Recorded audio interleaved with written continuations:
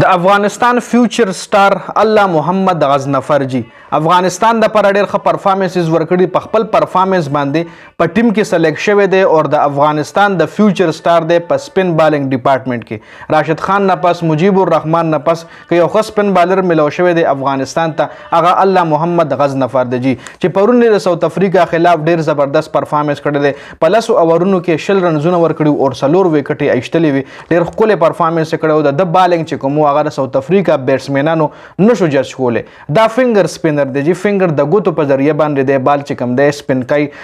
آف بریک لیګ بریک چې کوم دی د فنګر په ترو باندې د ګوتو په ذریعه باندې کوي الله محمد عضنفر د افغانستان د پکتیا نه تعلق لري د تر اوسه پورې 3 ون ډے میچونه کړي دي په ون ډے باندې موږ په دې ویډیو کې خبره کوو 3 ون ډے میچونو کې د 114 بالونه کړي دي په دغه 114 بالونو کې د 67 رنزونه ورکړي دي جی 67 رنزونه په 114 بالونو باندې د صرف په یو سل 14 بالونو باندې 29 رنزونه د کنسیډ کړي دي چې دوه اورونه په دې کې میډن هم دي او په دغه 3 ون ډے میچونو کې د 3 وکټې ایشتري وي چې پرونی میچ وکټې ورسره شامل کې نو 9 وکټې شوې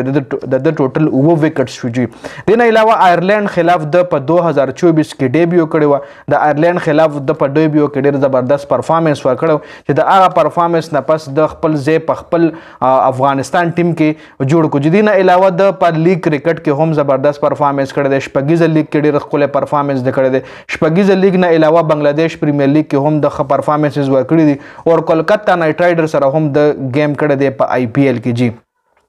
مطلب د خبرې دا چې الله محمد عضنفر چې کوم دی دا یو ښه کلاډي دی یو ښه بالر دی افغانستان سره د مجیب او د راشد نه پس نبی هم ښه پرفارمنس کوي خو سپین بالینګ ډپارټمنټ که تاسو وګورئ د افغانستان د راشد او د مجیب په وجه باندې همیشه سټرانګ یادېږي همیشه دی سره دا دوه مین بالران دي چې دی په سپین بالینګ کې کمال کوي او په سپین بالینګ کې دی سره وکټس چې کوم هغه د افغانستان چې کوم مضبوط سایډ او هغه سپین بالینګ ډپارټمنټ اوس د فاروقي نه پس ور سره فاست بالینګ ډپارټمنټ هم خوشوي دی خو کشري د فاروقي غونته ولې یو بل ښه بالر ملو شو نو بیا بر دی فاست بالینګ ډپارټمنټ هم خوشي اکثر که تاسو وګورئ په هر ټیم کې دوه بالران داسې فاست بالران چې هغه مطلب پاکستان کې کتا سو ګورئ شاهین افریدي او نسیم شاه د نمخ کې شعیب اختر او وسیم اکرم او وقار یونس مطلب دوه ښه بالران به اکثر په ټیم کې وي کتا سو د استرالیا ټیم وګورئ د انډیا ټیم وګورئ نور داسې د ساوث افریقا ټیم وګورئ نو دوه فاست بالران ورسره ښه زبردست چې هغه افغانستان سره یو فاروقي دي دین علاوه سپین بالینګ ډپارټمنټ خو همیشه دای مضبوط یادېږي دغه دوه سپین بالر